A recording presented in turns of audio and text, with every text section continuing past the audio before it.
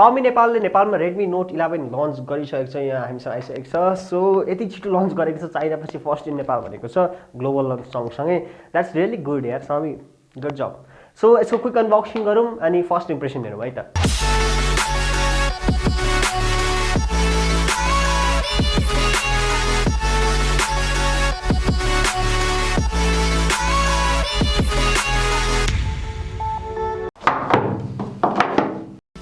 माथि एउटा लिफलेट छ यसलाई साइडमा राखौँ अनि त्यसपछि तपाईँको फोन आउँछ so it's really good black कलरमा छ मसँग स्पेसिफिक नाम दिन्छ जे पाए थियो होइन but yeah black grey yeah so के लिफलेट छन् सो चार्जर छ type C to type A को जुन केबल छ यहाँ देख्न सक्नुहुन्छ र अर्को चाहिँ चार्जर छ चार्जर चाहिँ 33 वाट रेटेड छ द्याट मिन्स तपाईँले 33 वाट सपोर्ट गर्छ यो लिफलेटमा सिमजी 15 केही डकुमेन्टेसन र एउटा क्लियर केस छ which is good quality hard छ यो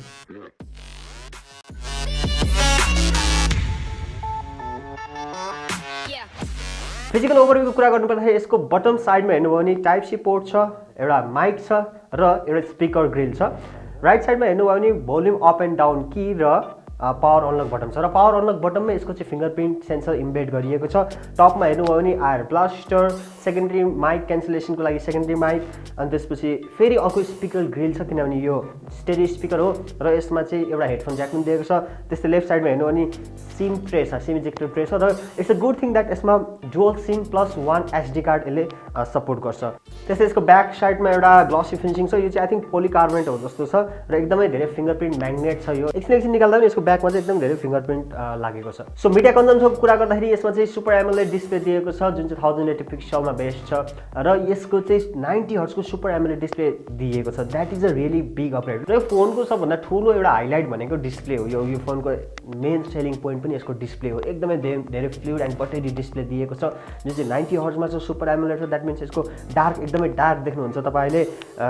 र ब्राइटनेस यसको 1000 निट्स छ तपाईँले सनलाइटमा एकदमै मजाले देख्न सक्नुहुन्छ र स्पिकरको कुरा गर्दाखेरि यसमा डुअल स्टेरियो स्पिकर छ एकदमै दामी फिल हो मलाई चाहिँ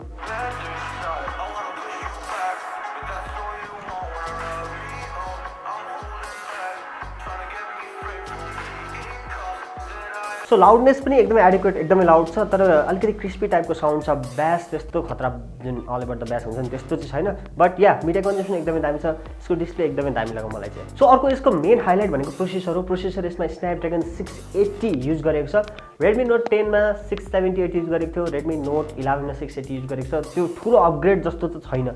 र तपाईँले यसको चाहिँ स्कोर हेर्नुभयो भने यो स्टिल यसको स्कोर चाहिँ लाइक अन्ट्युटी स्कोर त्यसको भन्दा कम्ती छ 7-8-9 कम्ती छ त्यो हेर्नुभयो भने यसको अन्ट्युटी स्कोर लगभग 2,50,000 को रेन्जमा जान्छ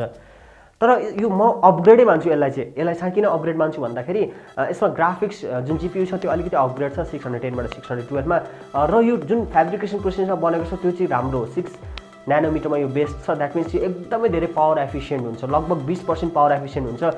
पुरानो जुन 678 भन्दा त्यति धेरै पावर एफिसिएन्ट हुन्छ के बिर्से भनेको सब्स्क्राइब गर्नु भन्ने बिर्सेछ ल गरेर सब्स्क्राइब गरिहाल्नु त सो स्टोरेज पनि यसमा UFS 2.2 दिएको छ द्याट मिन्स यो एकदमै फास्ट हुन्छ डे टु डे लाइफमा तपाईँले नो ल्याग नो सटर केही पनि त्यस्तो एक्सपिरियन्स गर्नु हुँदैन र स्न्यापड्रागनको प्रोसेसर भएको कारणले यसमा चाहिँ अप्टिमाइजेसन एकदमै धेरै हुन्छ कि गेमिङको पनि अप्टिमाइजेसन एकदमै राम्रो हुन्छ गेमहरू पनि डेभलपरहरूले मिडियाटेक भन्दा पनि स्न्यापड्रागनमा चाहिँ एकदम धेरै अप्टिमाइज गर्ने गर्छन् सो पर्फर्मेन्सको कुरा गर्दाखेरि तपाईँले त्यहाँनिर कुनै पनि इस्यु पाउनु हुँदैन क्यामेरा कुरा गर्दाखेरि यसको प्राइमेरी 50 मेगापिक्सलको क्यामेरा छ त्यो एकदमै दामी छ डे लाइट कन्डिसनमा राम्रो लाइटिङ कन्डिसनमा यसले एकदमै दामी फोटो निकाल्छ म तपाईँलाई स्क्रिनमा केही स्याम्पल्सहरू देखाउँछु यसको म्याक्रो मलाई 2 मेगापिक्सल मात्रैको भए पनि एकदमै राम्रो लाग्यो र तपाईँले यदि एआई मोड अन गर्नु भने चाहिँ एकदमै क्रिस्पी तपाईँले जुन पन्ची कलरहरू देख्नुहुन्छ यसको डिस्प्ले सुपर एमोलेड भएको कारणले त्यो एकदमै दामी देख्नुहुन्छ यो फोनमा चाहिँ तपाईँले युज गर्दाखेरि इभन द 2 मेगापिक्सल मात्रै भए पनि so yeah AI mode on गर्दाखेरि एआई मोडले धेरै अलिकति कलरलाई पन्च गरे जस्तो तपाईँले एक्सपिरियन्स गर्न सक्नुहुन्छ नर्मल मोड र एआई मोडमा र 50 मेगापिक्सल अल्ट्रा एचडीमा तपाईँले खिच्नुभयो भने प्योर डे लाइट एकदम राम्रो लाइटिङ कन्डिसनमा चाहिँ एकदमै राम्रो फोटो यसले खिच्ने गर्छ लाइटिङ कन्डिसन अलिक राम्रो भएन भने यसले त्यहाँनिर चाहिँ अब स्ट्रगल गर्न थाल्छ अल्ट्रा वाइड क्यामेरा जुन चाहिँ 8 मेगापिक्सल त्यो पनि राम्रै छ कलर सिफ्टिङहरू तपाईँले 50 मेगापिक्सल प्राइमेरी क्यामेराबाट अल्ट्रा वाइड क्यामेरामा जाँदाखेरि अलिअलि कलर सिफ्टिङहरू त्यो मेन भनेको यसले वाइट ब्यालेन्स अलिक त्यो डिफ्रेन्स भयो जस्तो तपाईँले एक्सपिरियन्स गर्न सक्नुहुनेछ तर त्यो नर्मलै मानिन्छ यो प्राइस ट्यागको कुरा गर्दाखेरि फ्रन्ट क्यामेरा यसको 13 मेगापिक्सल छ र तपाईँको नर्मल लाइटिङ कन्डिसनमा यसले राम्रै आउटपुट दिन्छ यसको क्यामेरा मोडहरू पनि धेरै छ, नाइट मोड, प्यानोरामा मोड पनि दिएको छ। तर प्यानोरामा मोड किन हो यसले त्यहाँनिर सुरुमा युज गर्दा चाहिँ डाउनलोडिङ भनेर देखाए जस्तो डाउनलोड गर्नुपर्ने रहेछ, बट या त्यो दिएको छ, द्याट्स अ गुड थिङ। भिडियोग्राफीको कुरा गर्दाखेरि मलाई किन यो थाहा भएन, तर काइन्ड अफ लाइक यो 1080 पिक्सल र 60 FPS मा केप्ट गरिएको छ, 4K दिएको छैन। EIS यसमा अभियसली दिएको छ, सो तपाईँले भिडियो स्टेबल नै पाउनुहुन्छ। अर्को मेन कुरा गर्दाखेरि यसको ब्याट्री ब्याकअप तपाईँलाई 5000 mAh को ब्याट्री दिएको छ, जुनले तपाईँको यो प्रोसेसर एकदमै सिग्निफिकेन्ट, एकदमै राम्रो पावर एफिसियन्ट प्रोसेसर युज गरेको छ र डिस्प्ले पनि सुपर एमोलेड भएको कारणले तपाईँको ब्याट्री एकदमै राम्रो टिक्ने गर्छ। So kind of like moderate युजमा तपाईँले 1.5 डेजसम्म पाउन सक्नुहुनेछ र अलिकति हेभी युज गर्नुभयो भने तपाईँले एक दिन यसले मजाले टिक्छ। युआईको कुरा गर्दाखेरि यसको सफ्टवेयर एक्सपिरियन्सको कुरा गर्दाखेरि यसमा चाहिँ MIUI 13.01 दिएको छ, विच इज भर्खर रिलिज भएको हो। It's really good that we are getting to experience this latest software.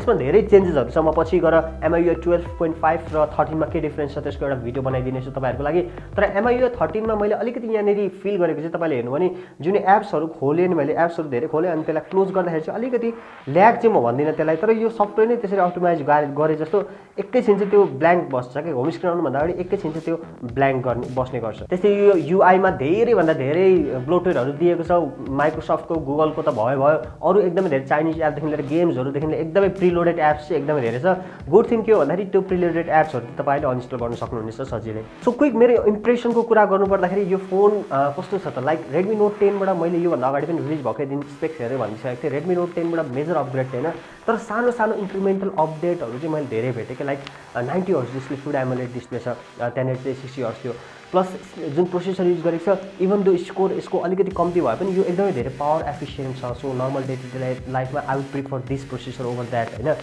र ब्याट्री टेक्नोलोजी, फास्ट चार्जिङ त्यो सबै उस्तै नै छ। र डे टु डे लाइफमा 23,000 मा यो स्मार्टफोनको भ्यालु गर्दाखेरि यदि तपाईँसँग Note 10 छ भने मैले त्यही भिडियो भनिसकेको छु, नलिनु होला, यो लिनुपर्ने जरुरी छैन। तर तपाईँले नयाँ फोन चाहिएको छ भने 23,000 मा चाहिँ यो एकदमै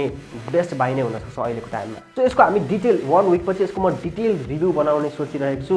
के रिभ्यू चाहनुहुन्छ तपाईँ, क्यामेरा रिभ्यू या गेमिङ रिभ्यू या ओभरअल रिभ्यू बनाऊ, स्पेसिफिक लाइक यो गेमिङ सिरिजको प्रोसेसर होइन त्यही पनि यसमा गेमिङ हुन्छ कि हुँदैन भन्ने कुरा पनि एउटा मैले सोचिरहेको छु बनाऊँ भनेर। So I will try gaming on this device for a week अनि त्यसपछि म यसको गेमिङ रिभ्यू बनाउँछु र फुल डिटेल रिभ्यू पनि बनाउने छु, क्यामेरा रिभ्यू पनि बनाउँछु। त्यसको लागि स्टे ट्युन गर्नु होला र सब्सक्राइब गर्नु नबिर्सनु होला च्यानलमा, so that you can get the early updates. So what do you think of today's video? Go and put a comment, like, share, subscribe and hit the bell icon. Stay home, stay safe and see you next video. By.